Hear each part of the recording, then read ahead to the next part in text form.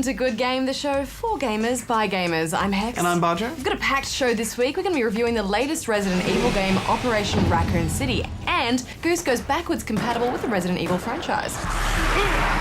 And the latest from that game company, whose aim is to push the boundaries of interactive entertainment. We'll see if they do just that with Journey. But first, what's this game? Ooh. What could it be for this week? Don't know.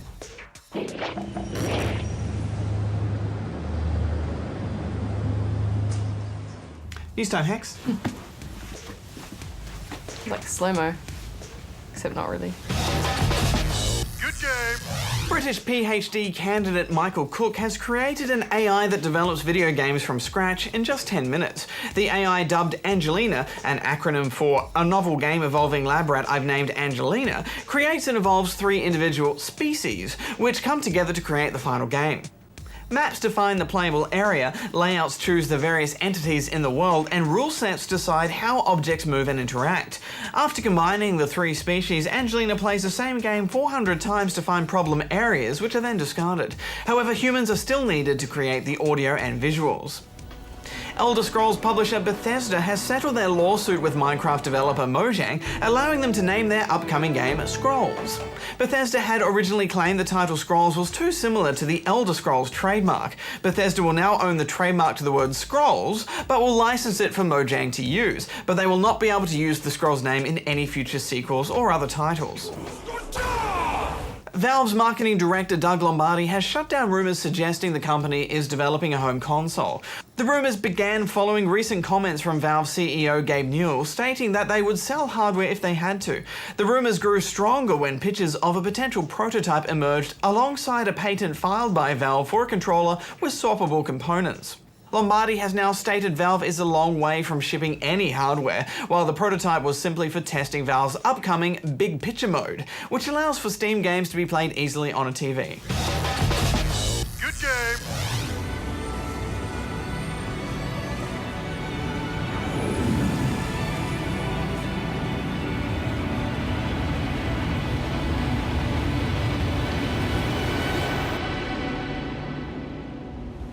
Badge, every now and again a game comes along that's incredibly simple in concept, but still manages to create a thoroughly rich and emotional experience. The PSN downloadable title Journey, created by that game company, is one of those games. When you first start the game, you get the impression that your character, an unknown robed figure, feels about as lost and confused as you do. That is, until you spy in the distance a large mountain with a glowing light at its summit. This becomes the only goal available to you, so you begin your journey to reach it. The landscape is vast and empty, and you immediately feel a real sense of loneliness. Yeah, there's no map or initial instructions. You simply head towards a few ruins you see emerging from the sand dunes in an attempt to find answers, and you'll start to get a bit of a handle on the way your character moves in the game. You can run, sand dunes can be surfed down, but the way you gain height is what's most intriguing. Ribbons of fabric that spring from the ground, clusters of little flags, and strange flying fabric creatures all have a kind of living entity to them, which you can communicate with and bump into to give you a lift for a short period of time. You yourself are imbued with a unique symbol, which sounds out musical notes when you press circle. And by holding this, you'll release a charge of energy that awakens these fabric ribbons. Your own cloth cape will light up with symbols that can denote how long you're able to fly for, and hidden or hard to reach symbols can be located to extend the length of your cape, allowing you to fly even longer. I was just starting to get the hang of all this when all of a sudden I realized I was no longer alone in the desert. Another robed figure suddenly appeared who looked just like me. At first I thought this was an AI, but then, I don't know, I thought their behavior seemed a little bit too erratic to be an AI, but then I couldn't see any kind of username or indication that they were a player. But every time we'd bump into each other, we'd fill up our little capes with light, allowing us to fly, so it became this kind of cooperative dance.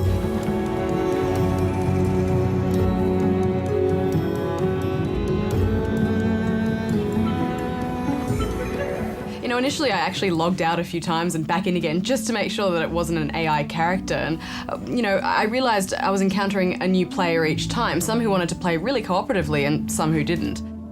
But when I found a buddy that actually wanted to work together, it was wonderful. You know, we'd constantly communicate with each other by hitting that little musical note button, sometimes to get each other's attention, but sometimes, you know, just to check in with each other as we ran.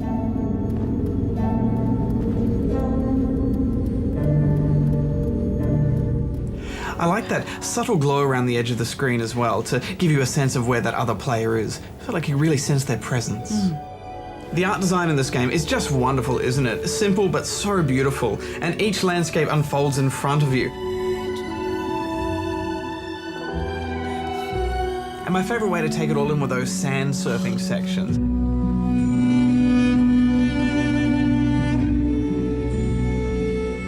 You get such a sense of smooth freedom as you glide down them and fly up into the air.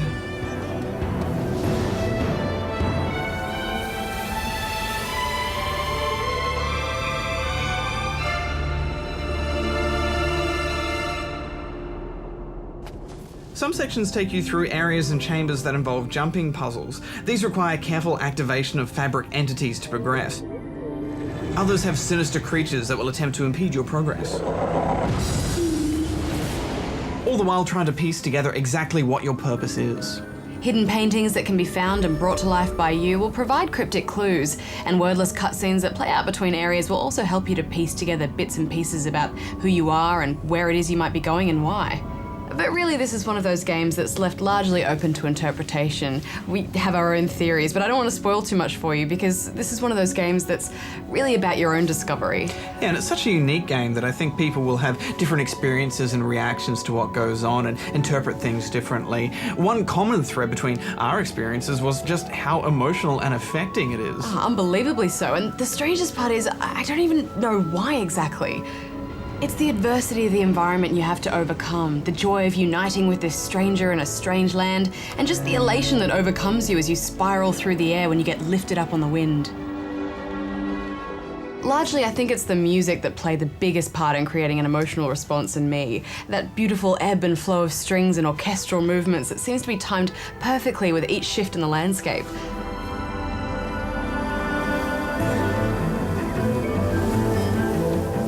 When you watch a really good film and there's that climactic moment where the central character triumphs and your eyes get all watery and the music swells, I had that moment several times while playing this. And I think it's so interesting that this kind of character who you know nothing about can create that kind of reaction. You have it for such a short amount of time and you know so little about what's going on, and yet you get so invested in this. Yeah, and there's no dialogue or anything, and this is the kind of experience that I was really hoping for out of Dear Esther. These are both essentially games about going on a journey in which you have no idea who you are or where you're going or why, but here that journey just was so much more engaging with objectives, a unique character movement system, and interactions to be had. Every discovery just felt so worthwhile. Here is a game that just got that concept so right. Yeah, and unlike Dear Esther, here I felt like I had an actual purpose, or a semblance of a purpose, something to strive off for in the distance. They did a wonderful job with the subtle visual clues, and I love chasing those carpet dragons. Although at one point I got stuck on one of those dragons' heads and I couldn't get off, and my poor co-op buddy trailed behind doing all the work. He looked so sad.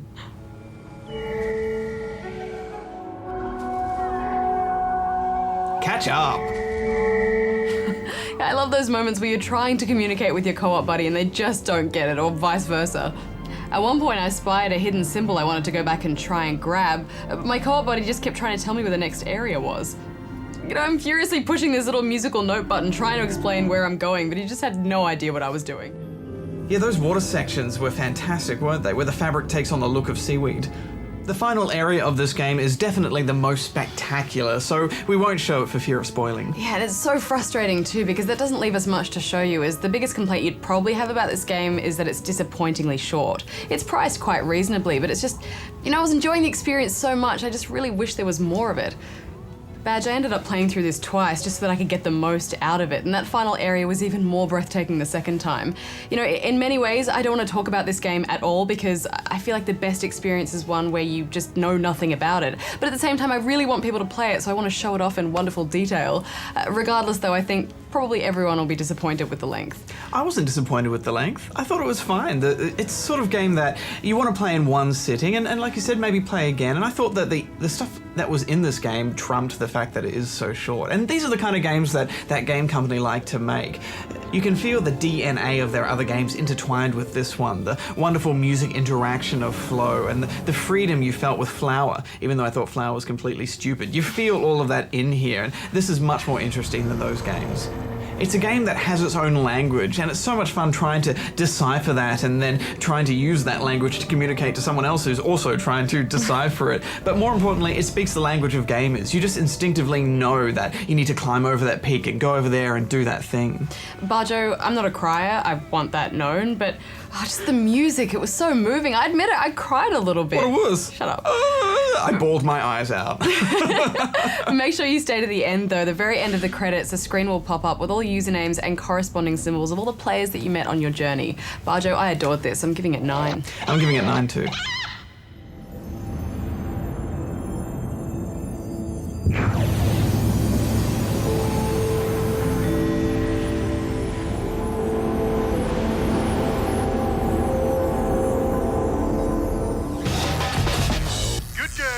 Being a gamer isn't cheap. In fact, it can be quite expensive. So with that in mind, we thought we'd do this. Great gaming to be had with an entry price of nothing. And to kick things off, we're going to have a look at Draw Something for Android smartphones and iOS. Draw Something takes the best bits from other With Friends games like Words with Friends and Hang with Friends and adds pictures. You draw something and your friends have to guess what the corresponding word is that goes with that picture from a selection of letters. Drawing things like fruit is pretty simple, but you need some serious strategy for some of the more abstract words. I was surprised to see celebrities and slang included in the things you're drawing, and also more recent pop culture references, but I like that because it makes it seem more fresh than traditional word games. It also means you have to be up to date with the recent trends and recent pop culture things, which I struggled with sometimes, but I was quite proud of my drawing of Outcast. A little Polaroid picture, little shaky lines. What did you think of my Lion King? It was alright. Could have done without seeing a picture of a wedgie though. It's interesting to see how people's codes of conduct develop in this game as well, because really there's nothing to stop you from just writing the word with the drawing tool, although it's pretty pointless to cheat in a game like this. Although I did find some pretty neat ways to bend the rules. Yeah, I draw arrows or highlight with colours and that sort of thing. I like the way it plays out to your friends what you do kind of in the real time that you drew it, so you can do some trash talking before you actually start drawing the actual picture they're trying to guess. I start every drawing with a picture of a sneaky peen and then I erase it and start the actual drawing. But like, there's lots of different ways that they could streamline this to make it more competitive, and it does have a few bugs and games won't load unless you turn your phone off and then back on again and wait for the games to appear. But I don't know, I think it's a fresh spin on the word puzzler, and I just hope it's not as addictive as Words with Friends, because I had to delete that off my phone because I wasn't getting anything done ever. Yeah, me too. That one had to go. Look, I get a chuckle every time I play this. It's one of the better free games out there. Charging my laser. Next time we're going to have a look at Tribes Ascend, which is a free-to-play FPS we've been playing with some of the GG community, and you can see that next time. Good game.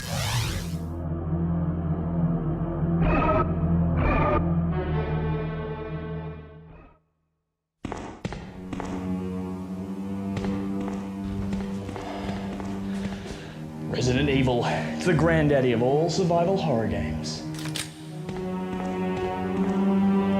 And it's been scaring the pants off us for 16 years. Ah, Resident Evil. It's just fun to say.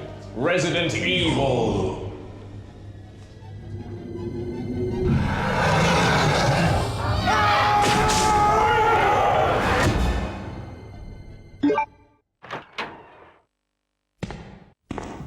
Curiously, it's only called Resident Evil because of a trademark issue.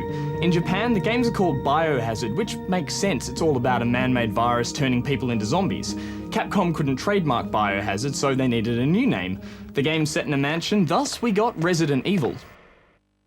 Investigate if you hear any gunfire. The original game introduced many of the staples we now take for granted. A Special Forces team, STARS, have just flown in from the nearby Raccoon City. We're guessing something's lost in translation here, and raccoons are really scary in Japan. The Umbrella Corporation are behind a T-virus outbreak, and it's up to you to save the world by shooting zombies. Lots and lots of zombies. Today, Resident Evil may look as old as the antiques in the mansion, but back in 1996, it was one of the most atmospheric games ever made. Its pre-rendered backgrounds and fixed camera angles delivered seriously cinematic gaming, and it kept you in a constant state of panic. Ammo was limited, meaning you weren't often able to defeat enemies, so you just had to run for your life. The game wasn't without its quirks though. To heighten your fear, slow sequences were used between the rooms. These were especially painful when you were running scared. Come on, faster, come on, come on, come on! You finally get to the top of the stairs and... Did I forget that key? Yes, I have to go back down the stairs. Again. Ugh, I could build my own staircase faster than this. And the players were so sluggish, they made tanks look nimble. You couldn't move while shooting. And turning around looked like someone miming a bus doing a 3-point turn. Oh, can I make the turn this time? Nope, better back it up. This slow, restrictive movement would divide gamers in the coming years. Some loved the tension it added, while others hated being forced to move so slowly. 2 rapid-fire sequels were launched on the PlayStation, both set in Raccoon City. With the evil no longer contained to just the mansion, Resi 2 and 3 introduced us to some new faces and upped the zombie count as the virus spread to the city and the rest of the world. It was Resident Evil Code Veronica on the PlayStation 2 that took the next big step, replacing the pre-rendered backgrounds with dynamic 3D visuals. The classic mix of horror and puzzles had never looked better. Code Veronica was received well by fans, but detractors of the clunky controls were becoming more vocal. It was clear Capcom needed to reboot its horror franchise. The next 5 years were dark times for Resident Evil fans. Many botched experiments lurched out of Capcom's lab. We saw the first of the awful light gun spin-offs in 2000. We'll worry about that later. For now, we'll get to safety. That'll be easier said than done. Several more would be released in the coming years, but none of them are worth mentioning. We can't take them all down. Head to the ladder. Capcom was struggling to reinvent the franchise during Resident Evil 4's development. Several failed attempts were made. The best experiment actually went on to be released in 2001 as Devil May Cry. It was too different to be a Resident Evil sequel, but Devil May Cry was a popular action game in its own right. While Capcom wrestled with Resident Evil 4, 2002 saw the gorgeous GameCube remake of the original. It introduced some new locations and weapons, like Jill's taser attack. The controls were also updated, but essentially this was all about the sexy new graphics. The blocky PlayStation graphics were updated with cutting-edge detail. Resident Evil 0 followed. It was a nice looking but pretty underwhelming prequel on the GameCube. I could shoot, you know. And then in 2004, the worst Resident Evil experiment was unleashed. Outbreak was a cooperative online multiplayer spin on the formula. What? Oh my god. But here's the rub, online wasn't supported in the Australian version. Massive fail. These dark days only served to make Resident Evil's triumphant return all the better. In 2005, Resident Evil 4 was released, and boy was it worth the wait. This sequel would go on to reinvent the survival horror genre and become one of the most important and acclaimed video games of the last decade. Resident Evil 4 put a bullet in the slow, lumbering pace of previous games. Awkward movement, fixed camera angles, and thoughtful exploration were all abandoned. Instead, we faced far more aggressive zombies. And yes, I know they're no longer technically zombies, don't get me started on that. These guys were the most bloodthirsty enemies we'd seen. Aim at their heads and they'd dodge out of the way, then charge you. Run and hide in a building and they'd just smash down the door. Think you're safe upstairs? Wrong, they've smashed a ladder through the window and are about to eat your brains.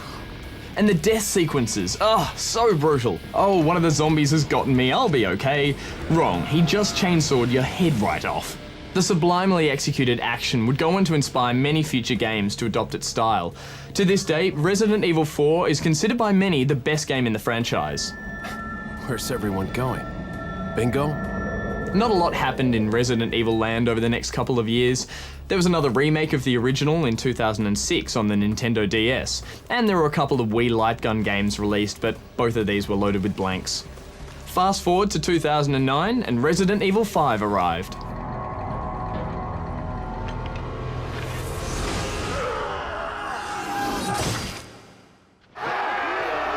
It stuck very much to the tried and tested franchise formula, possibly because Capcom had been burnt by Resident Evil 4's troubled development. The game looked absolutely spectacular. The action was ratcheted up a notch, and to increase the drama, items needed to be accessed during gameplay. Take too long choosing your weapon, and you'd be lunch for the monsters.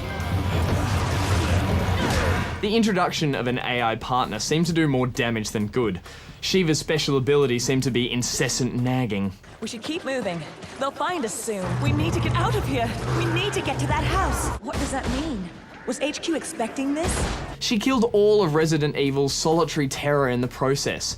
Making things worse, Shiva didn't seem like she'd ever played a Resident Evil game before. While you were carefully preserving every bullet, she'd be blasting away like ammo grew on trees. I need ammo. The Nintendo 3DS soon became the new home for Resident Evil. The arena-based minigame from previous Resident Evils was spun off into its own title with The Mercenaries 3D. Resident Evil Revelations was a far better game. We scored it an impressive 9 out of 10.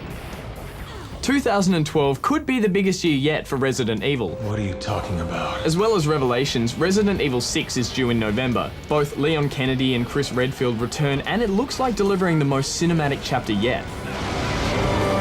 2012 may be Year of the Zombie, but before Resi 6, we've got to check out Operation Raccoon City. Good game.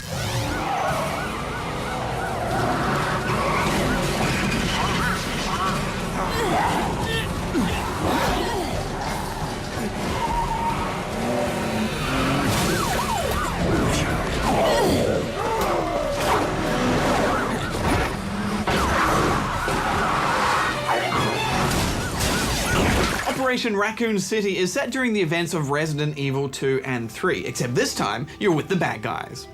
Not the zombies, the other bad guys. The city is overrun with zombies, and you begin the game as a member of the Umbrella Security Service. It's your job to destroy all evidence showing Umbrella's illegal activities that have led to this outbreak. You'll be pushing through Umbrella facilities and eventually onto the streets of Raccoon City, where everything has pretty much gone to hell. Not only will you be fighting the infected, but you'll also be caught in a constant crossfire with special operations soldiers who are out to expose Umbrella for the monsters they are. What's going on in there? This game is 4-player co-op online, but don't even think about playing this on your own. Your teammate AI will quite happily stand around and do nothing while your face is being ripped off. Thanks, guys. In fairness, we aren't on the final code and we couldn't test out the co-op or go online with this, which is pretty much the main focus of the game, so we hit a bit of a difficulty wall about halfway through. Yeah, and it also means we couldn't test out the whole other side of the campaign, which is the special ops. But there is some interesting stuff in this game, and why don't we talk about that? Firstly, the bleed mechanic, which is excellent. During all the crossfire that goes on between you and the zombies and the other soldiers, one way to take the zombies' attention off yourself is to mortally wound one of the opposing forces. This causes them to bleed and drives the zombies crazy. Among the many weapons to unlock, some are better for this strategy than others. You know, getting bleeds isn't easy, and half the time you'll do it by accident, but there's a maniacal joy in just watching those zombies go for an enemy badge. Go, my pretties, go! Of course, it's not so fun when it happens to you. You can also become infected, which then can turn into full-blown zombieism, and you'll lose control and attack your friends. I think that would be such a fun mechanic online, putting down your friends for the sake of the team. The thing I like most about these zombies, Hex, is their determination. Even when they've lost a couple of arms, they'll still come at you. I like zombies with gumption. There's a good variety of enemies. You've got your skinless lickers, head crabs on a vacation from Half-Life, and some other familiar, tougher enemies as well. There are heaps of enemies on screen, which is nice, but there aren't many models, so sometimes it just felt like this was a city filled with clones of the same chick in a miniskirt or the cop. Yeah, I guess it's to save on hardware, but that cop sure does get around.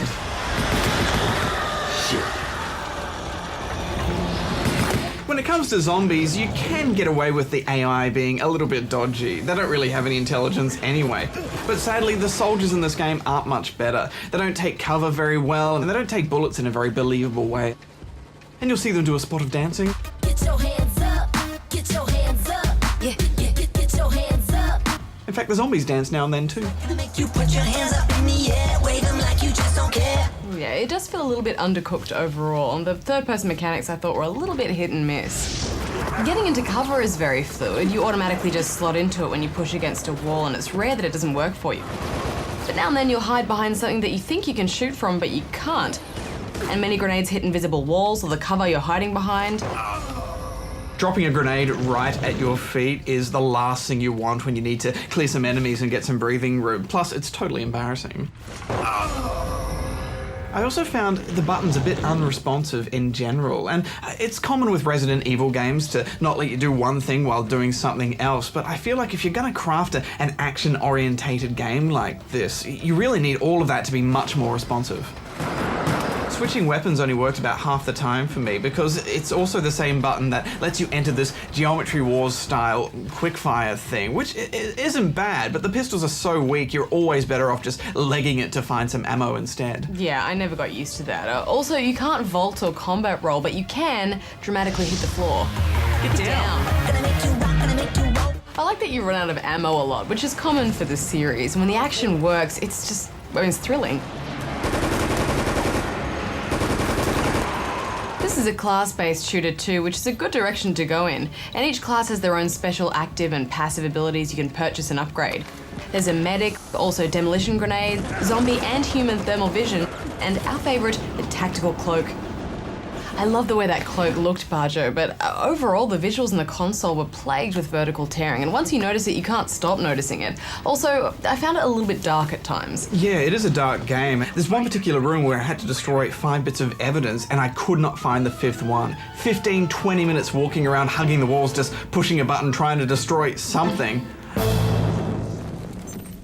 Command, the evidence has been destroyed.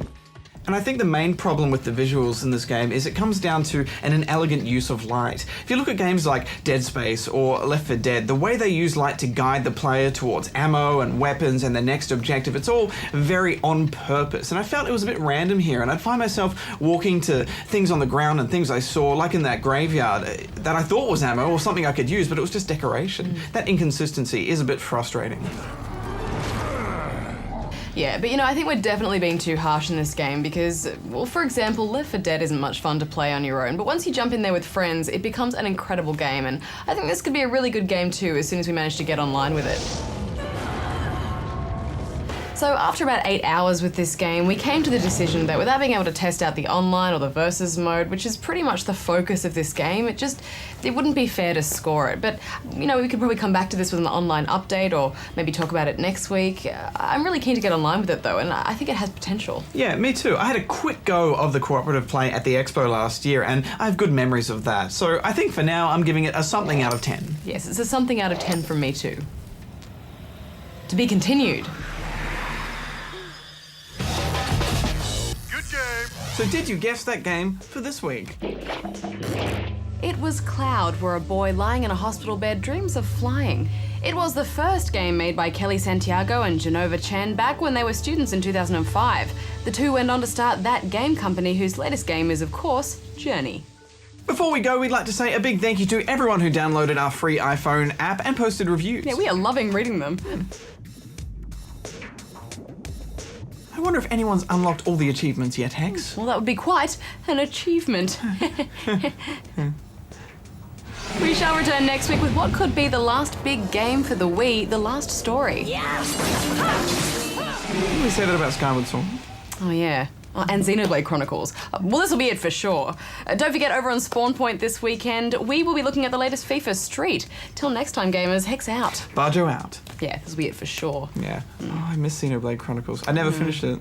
I couldn't go back. Really? I could not go back to the Jaggies. Standard definition? No thanks.